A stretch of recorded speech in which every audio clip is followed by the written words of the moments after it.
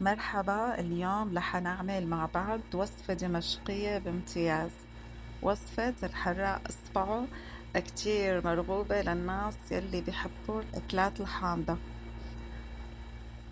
بتمنى إنكم تجربوها، كتير كتير طيبة. هلأ أول بالبداية نغسل العدس، كوب ونص عدس بنغسله ومندفعه على النار. وهون منجهز 100 جرام تمر هندي، وبننقعه بمي سخنة وبنتركه كمان على جنب. هلا هون بنجهز الحباشات اللي بدنا نحطها على الوش. الحراق اصبعه، عنا تقريبا 3 بصلات كبار، بنقطعهم شرايح وبنقليهم بالزيت لحتى يصير لونهم ذهبي.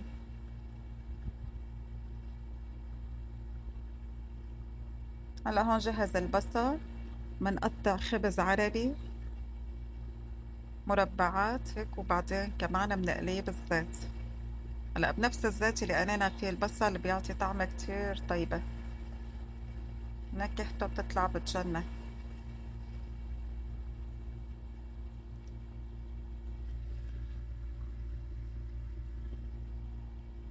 هلا لنجهز العجينة بنحتاج كاستين طحين،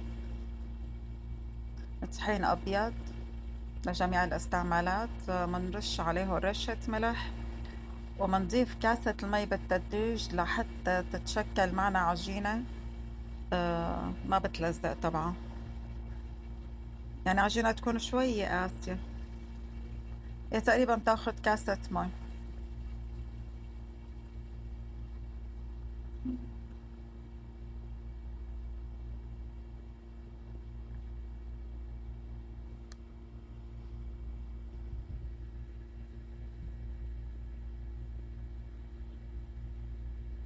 هلا ضروري نحن عم نفرد العجين نكتر طحين آه، مشان وقت نقطعهم ما يلزقوا القطع ببعضها. هيك بنقدر نفرفدهم مع بعض لأنه راشة كتير طحين بيفردوا، كله بيفرد.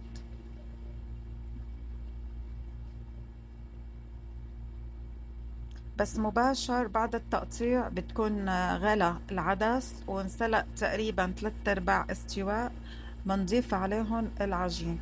ضروري ما تسوي العجين وتحطيه على جنب لأنه بيلزق بعده لو كنت حاطتيله طحين. هون بعد ما صفيت التمر هندي ضفته فوق العدس وملحنا. هلا بحط معلقتين بصل مقلي، وهون بضيف العجين.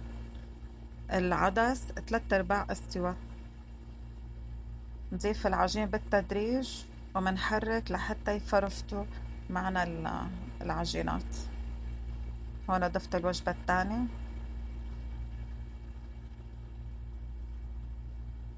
طبعا بعد ما ضفت العجين تقريبا بده ربع ساعة بيكون استوى.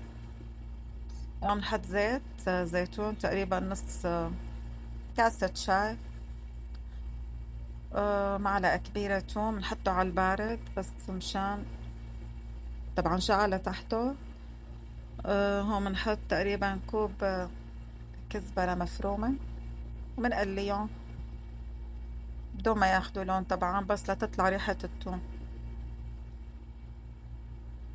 تمنا محافظين على خضار الكزبرة، يعني تشويحها تقريبا 30 ثانية بس. هون بدل دبس الرمان ضفت كاسة شاي ليمون، وهون بنضيف الكزبرة والثوم. طبعا الليمون ليعزز طعمة الحموضة.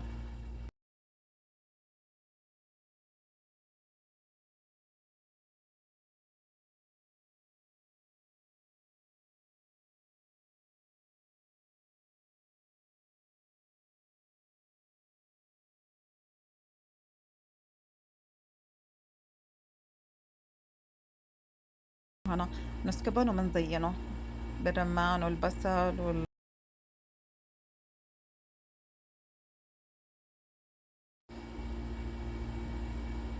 هون بعد ما زيناهم كتير كتير طيبة. إن شاء الله صحة وهنا على قلوبنا وقلوبكم. لا تنسوا الاشتراك بالقناة وزر اللايك إذا عجبتكم الوصفة. سلام.